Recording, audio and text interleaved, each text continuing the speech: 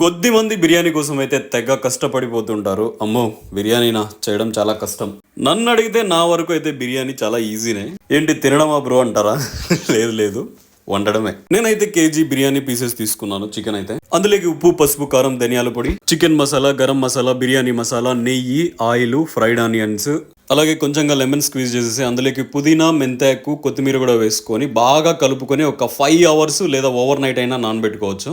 అది నానిన తర్వాత మన ప్రాసెస్ ఏంటంటే బియ్యం ఉడకబెట్టుకోవాలి. అదే ఒక 80-85% ఉడికితే సరిపోతుంది. తర్వాత మనం నానబెట్టిన చికెన్ ఉంది కదా, అది గ్యాస్ మీద పెట్టేస్తే అలా కొంచెం కర్రీగా అయిపోతుంది. తర్వాత కుక్డ్ రైస్ దాంట్లోకి వేసేసి హై ఫ్లేమ్ మీద ఒక 5 minutes పెట్టిన తర్వాత పెనం మీద ఒక 1/2 hour ఇలా దమ్ పెట్టేసుకున్న తర్వాత మన బిర్యానీ రెడీ అయిపోయినట్టే.